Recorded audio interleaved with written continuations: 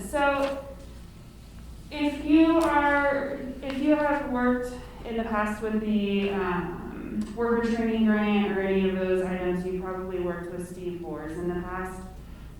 This is the new Steve Boers.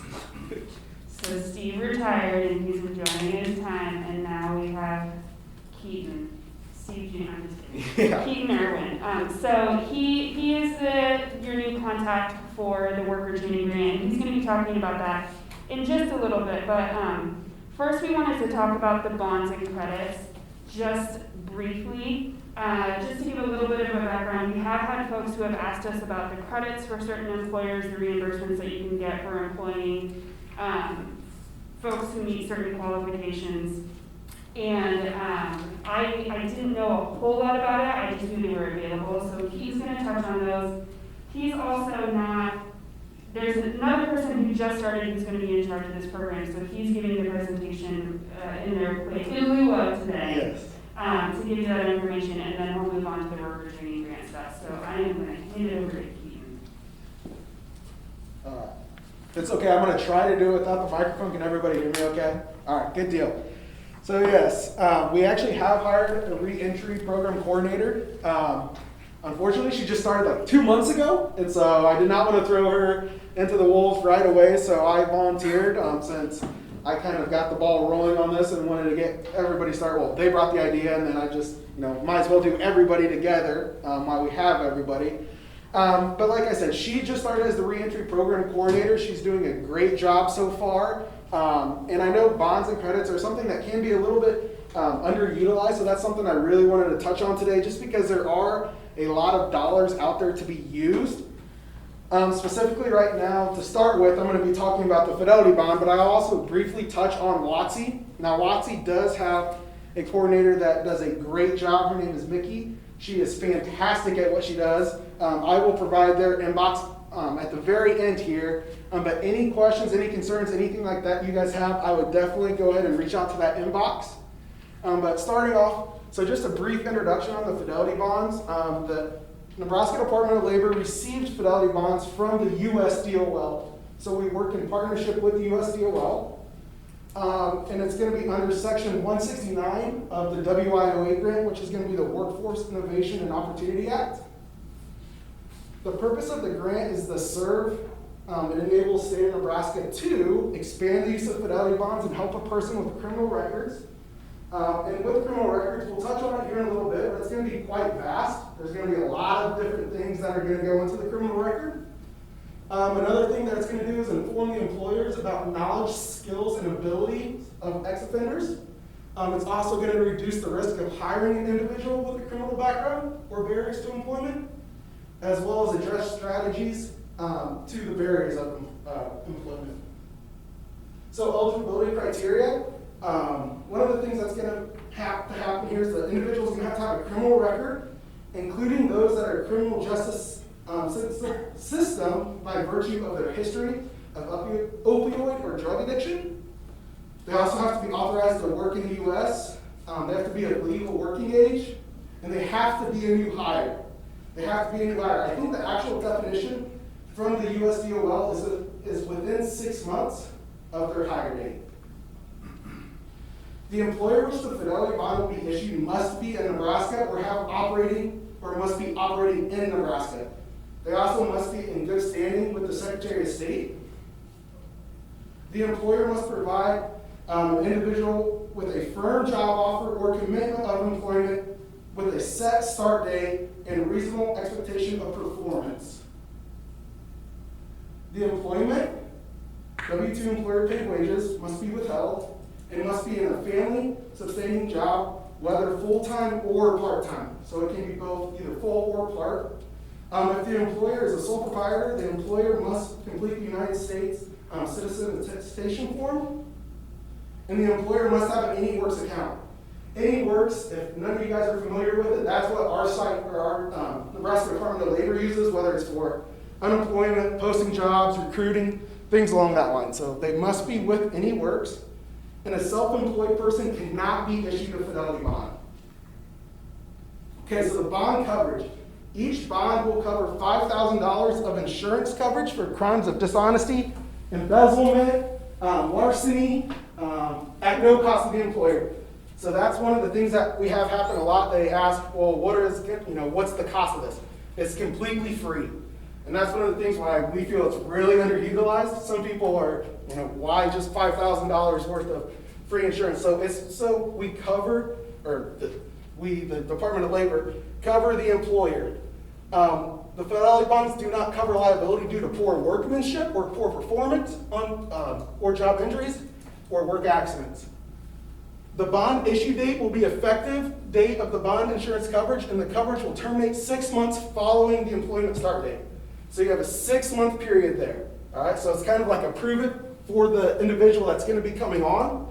So you have 6 months from the start hire date.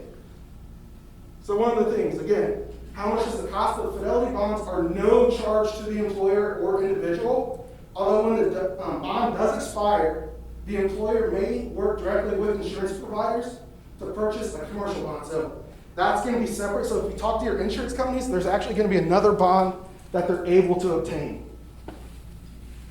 Is there a deductible? No, there is no deductible for the employer.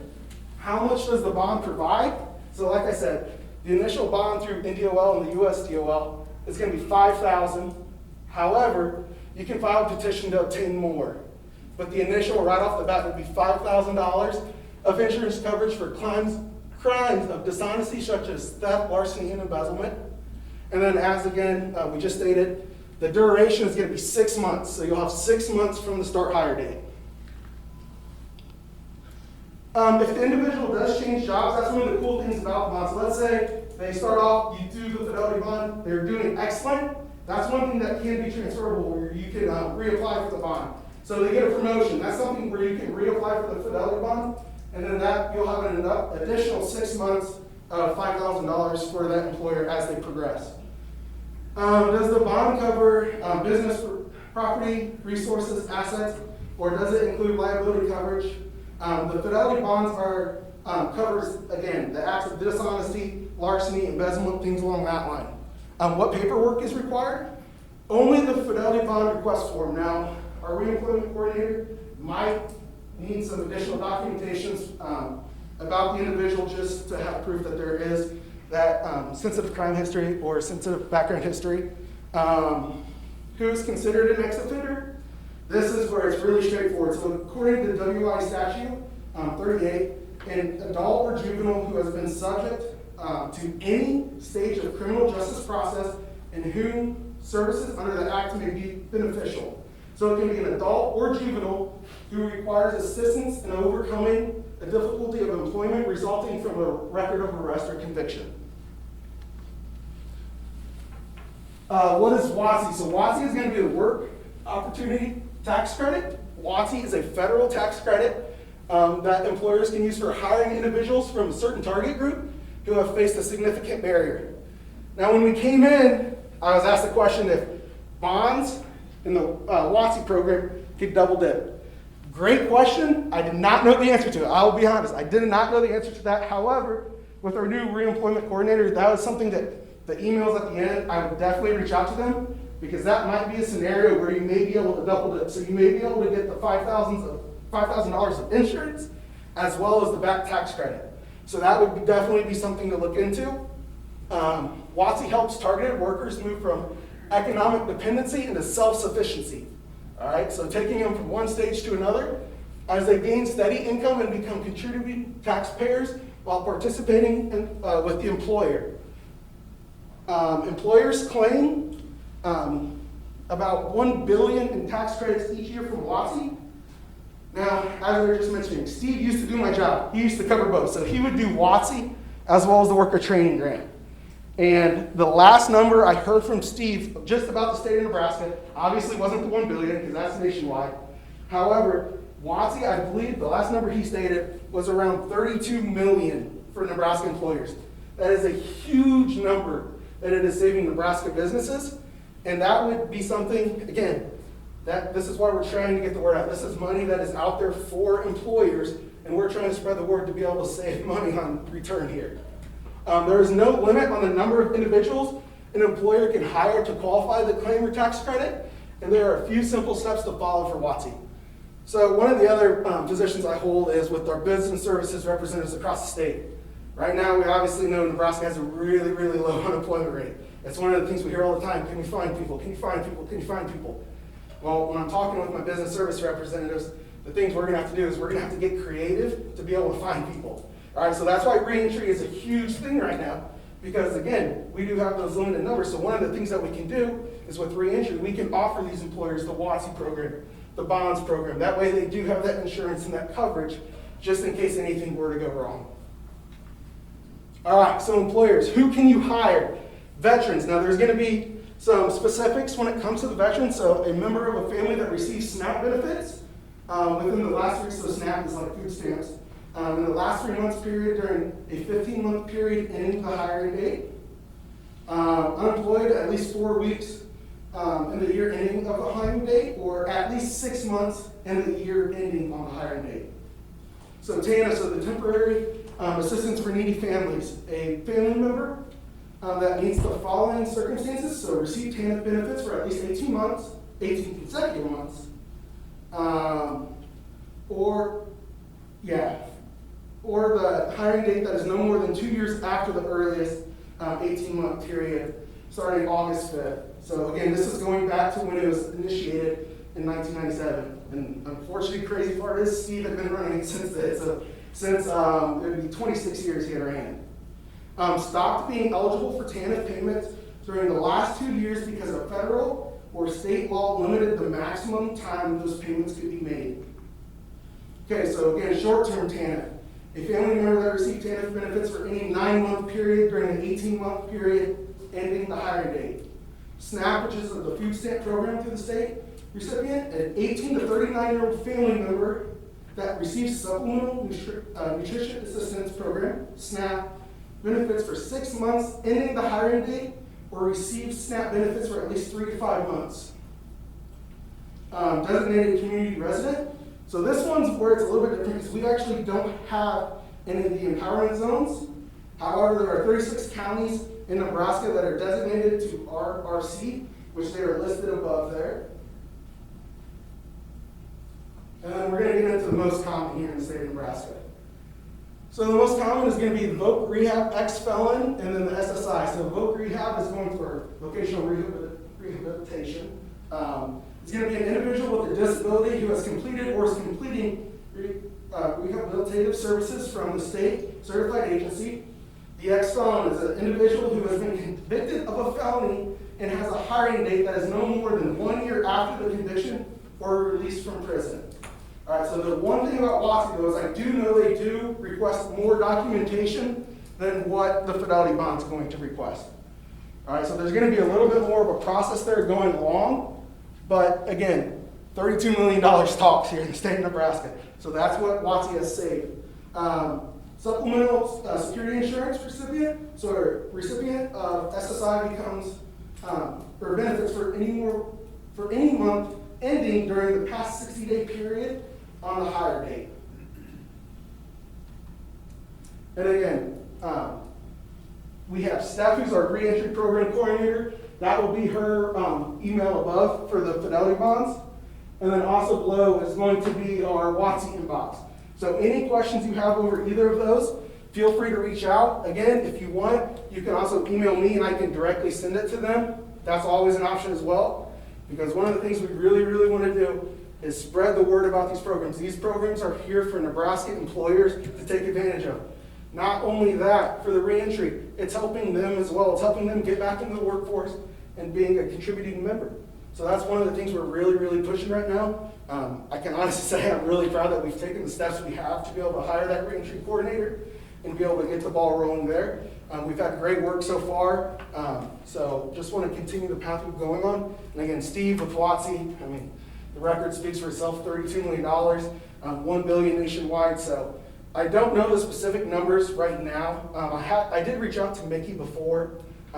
She wasn't able to get back with me in time, but I will know for worker training grant, we all have current numbers going. Any questions over either of those? Yes? Yep, ndol.fidelitybonds@nebraska.gov. Yeah, I gotta be close to.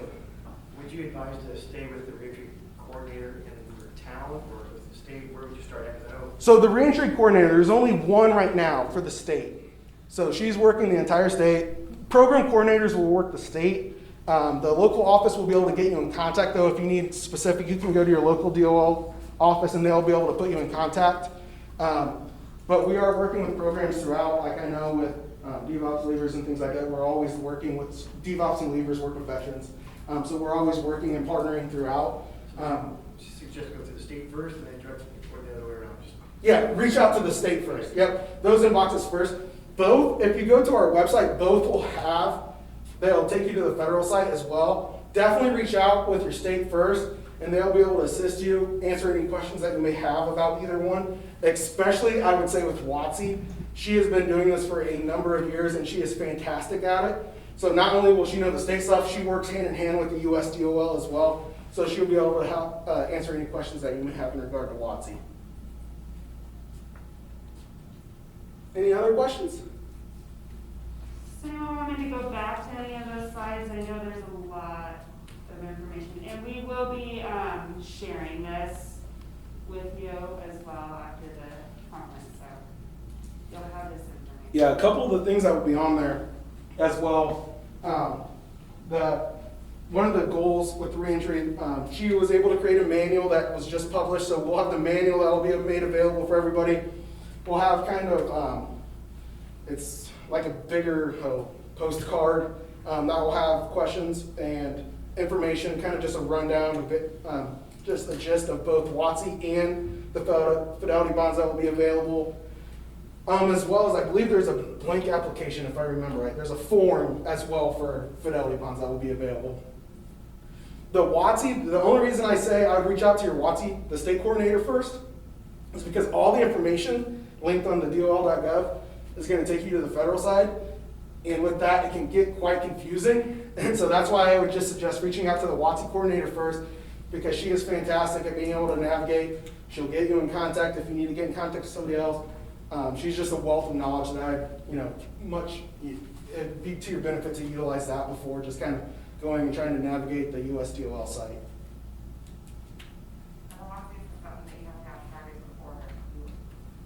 I'm sorry, yeah, both of them will take place before. So the WotC will have to get approved just as the Fidelity bond would.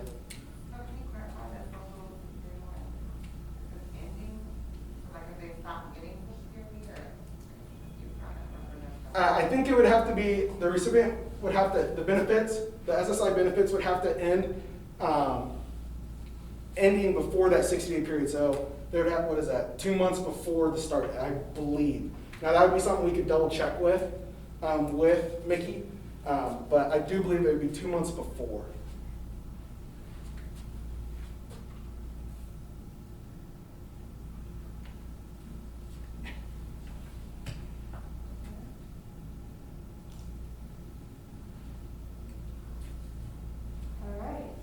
Well, if we don't have any more questions, I know that was a more brief overview. We did have a request last time we presented to touch on some of these because people weren't as familiar with them. So we just want to make sure that you are all aware that those are available for you to utilize.